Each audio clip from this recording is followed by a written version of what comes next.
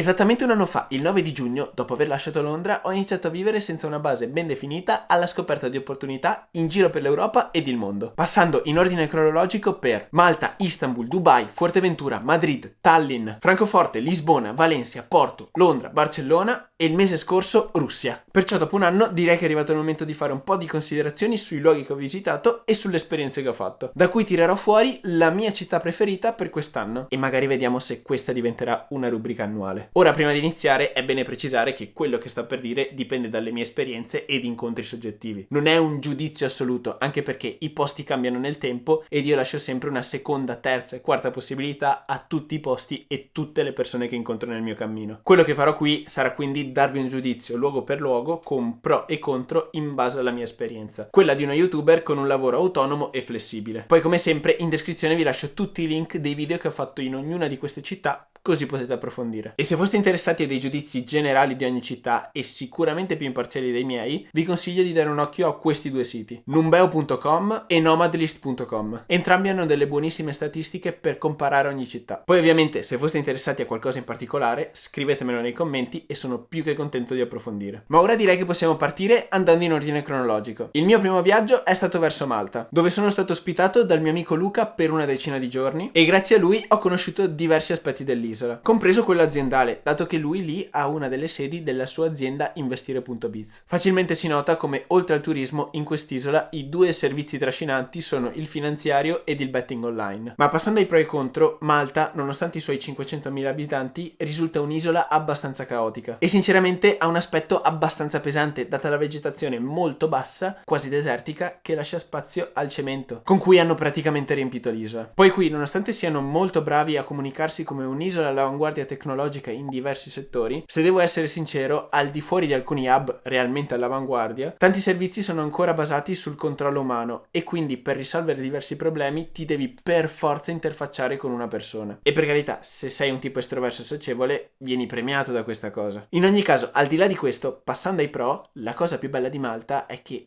una volta finito l'orario lavorativo, per 6 mesi l'anno, esci e ti butti a mare. Poi l'isola, con la sua posizione in mezzo al Mediterraneo, è comodissima per volare e comunicare. I voli per il sud Italia sono tutti inferiori all'ora. Però, parlando di costi, se vuoi stare nelle zone più centrali, come Slima e La Valletta, i costi possono equipararsi a una città come quella di Milano. Invece, se sei disposto ad uscire quei 5 minuti, sì, l'isola è molto piccola, riesci a trovare condizioni molto più convenienti. Comunque, nonostante l'esperienza, l'isola e le persone mi sono piaciute veramente molto. Io personalmente in questo momento non sceglierei Malta come luogo dove basarmi, perché essendo un'isola piccola non può fisicamente e naturalmente fornirti tutte le possibilità e scelte che una grande città invece può offrirti. Ma andando avanti nel mio percorso di viaggio, sono poi passato per Istanbul, dove, nonostante sia rimasto solo 2 giorni, voglio dire di essere stato sorpreso. Non so se ci vivrei, penso che dopo Bangkok questa sia la città più caotica dove io sia mai stato, ma sinceramente da turista mi ha veramente affascinato. Nasconde una montagna di avventure e storia. Poi ora che la lira turca ha perso un sacco di valore, se state cercando un posto per le vacanze, io ci darei un occhio. In ogni caso, se volete approfondire la città, in quei 2 giorni ho fatto un'intervista ad un ragazzo del luogo che vi lascio qui. Ma andando oltre, ad Istanbul c'ero stato per uno scalo che mi ha portato poi a Dubai, dove, come sapete, sono diventato residente e nel corso dello scorso anno ho passato diverso tempo. Ma parlando di pro e contro, devo dire che Dubai mi ha fatto un effetto strano. Inizialmente non ne sono andato matto, poi ogni volta che ci sono tornato ho apprezzato stranamente sempre di più questa città. Forse uno dei motivi per il quale inizialmente non mi era piaciuta così tanto è il fatto che le prime volte che ci sono andato eravamo nel bel mezzo dell'estate e a Dubai da aprile ad ottobre, se non amate vivere rintanati nell'ombra del condizionatore, è meglio non passare perché fa troppo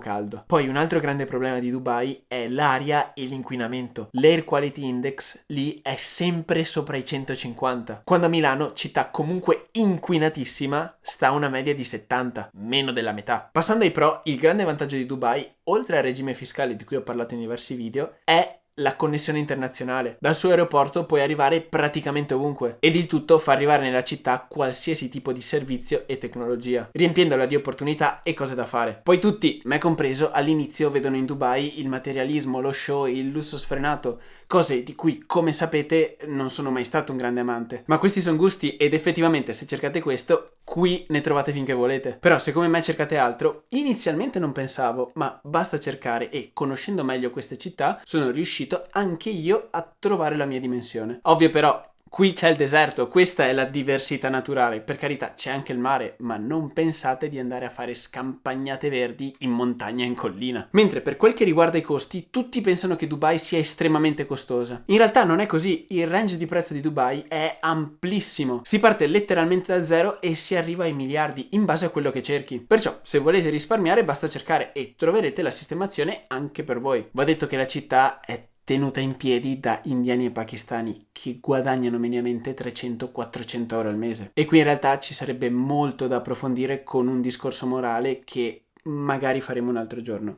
Però va saputo, questa è la situazione. Per concludere, se devo scegliere uno tra tutti i pro e devo dare un premio a Dubai, è quello della sicurezza. Non ha paragone. Il livello di tranquillità di questa città è ineguagliabile. Puoi lasciare la macchina aperta e accesa e stare sicuro che da lì, a meno che tu non lo voglia, non si muoverà. E va sottolineato che da questo punto di vista nella città è stato fatto un gran lavoro. Ma andando avanti, da Dubai, dopo aver fatto un po' di vacanza tra Italia e Croazia, la mia meta successiva è stata Fuerteventura, che sinceramente sarò stato sfortunato, ma non mi è piaciuta molto. Lì ho trovato veramente tantissime situazioni e persone pigre, ad alcune delle quali avresti voluto dire "Oh, sveglia!". Autobus sempre in ritardo, pianificare un appuntamento e trovare poi la persona era un enigma. Poi per carità ci sono ovunque le eccezioni, come ad esempio Nico, il mio amico italiano che vive lì con la sua famiglia, sempre precisissimo e puntuale e che ho intervistato in alcuni video che vi consiglio di riprendere se volete avere un quadro più completo dell'isola. In ogni caso anche lì sussistono i problemi dell'abitare in un'isola. Le possibilità di cose da fare sono limitate all'isola e alle persone che ci sono nell'isola. E Fuerteventura è un'isola piccola tuttora mal collegata. Alle Canarie sei praticamente in Africa e per muoverti in Europa o si parla di un volo con scalo o di voli sempre superiori alle 3 ore. Io per la mia esperienza vedo Fuerteventura come un'isola per chi cerca il relax, la lentezza, magari la natura,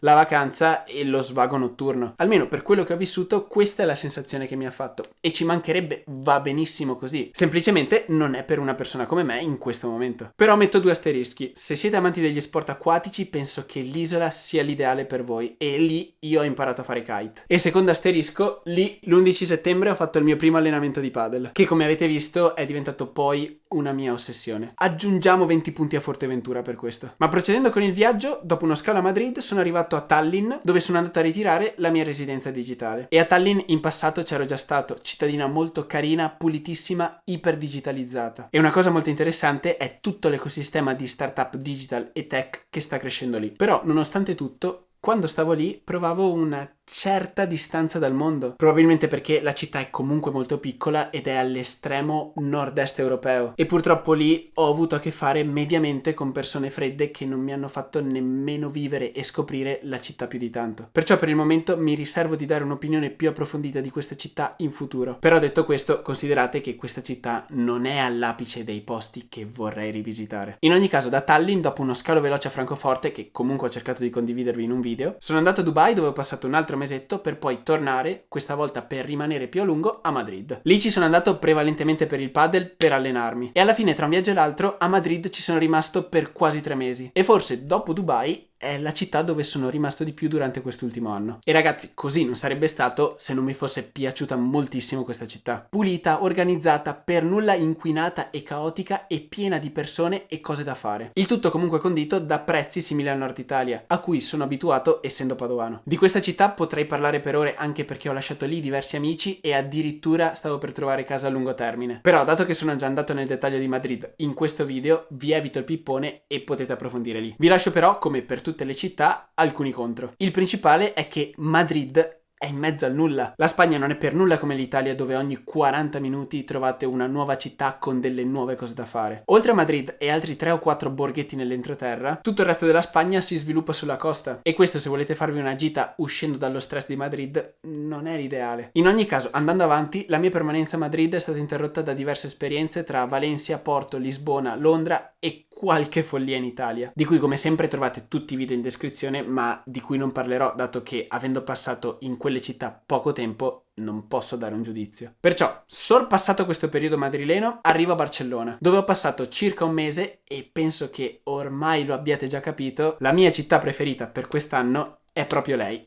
Barcellona. E se dobbiamo fare un paragone con Madrid, che probabilmente metterà al secondo posto, Madrid a suo vantaggio offre sicuramente più possibilità lavorative, ha esattamente il doppio delle persone ed è una città molto più grande. Però non avendo io bisogno di trovare un lavoro, poco mi interessa. Madrid è meglio organizzata, più pulita e meno caotica. Con questo non voglio dire che Barcellona sia in assoluto disorganizzata e sporca, ma nel paragone con Madrid lo è. Madrid, per quello che ho vissuto io, è più sicura. A Barcellona è pieno di borseggiatori e se si presta attenzione in certe zone si riescono a vedere furti live. Ma voi allora mi chiederete, perché ti piace di più Barcellona? Una cosa che ha fatto la differenza è il mare. Ora che lo dico ad alta voce mi fa strano perché non sono mai stato appassionato delle città di mare, ma alla fine lo sono diventato ultimamente vivendoci. Di base queste città ti danno come prima cosa una possibilità in più. Ed oltre a questo, nel caso di Barcellona, regolano il meteo, che è ovviamente molto più mite rispetto a Madrid, dove i caldi e i freddi sono più accentuati. E proprio nell'ultimo mese ho fatto una settimana a Madrid e una a Barcellona. Madrid 33 gradi fino a mezzanotte, Barcellona 25 gradi con quella bellissima brezza di mare. E un'altra cosa che ho amato di Barcellona è la possibilità di trovare avventura attorno alla città. Oltre alla Costa Brava con Girona, Andorra non è così distante e tantomeno i Pirenei. Poi parlando di networking, io ho avuto la fortuna di conoscere molte più persone a Barcellona. Penso che questo sia dovuto al fatto che in questa città ci sono molti più italiani, ma alla fine a livello di networking Madrid non ha nulla da invidiare. Poi parlando di Spagna, l'ultimo discorso che potrebbe saltarvi in mente è la lingua. Fortunatamente nelle grandi città parlano quasi tutti inglese, ma comunque poco mi cambia perché dopo tutto il tempo passato lì sto sempre di più iniziando a parlare spagnolo. Poi da italiani, per mia esperienza, con gli spagnoli non è neanche così difficile farsi capire. Cosa totalmente diversa dalla mia avventura in Russia. Lì veramente pochissime persone parlavano inglese. Perciò facciamo così, essendo stata quella un'esperienza tra molte virgolette bonus di quest'anno, se la volete approfondire con tutte le mie considerazioni andate a vedere il video dove condivido quanto ho speso lì. Ora invece per l'anno che verrà continueremo ad esplorare e scoprire nuovi luoghi, perciò iscrivetevi. E come sempre ditemi nei commenti cosa volete vedere o magari dove mi volete vedere. Infine, se tutto questo progetto vi interessa, supportatelo con un mi piace e noi ci vediamo alla prossima avventura. Ciao a tutti ragazzi!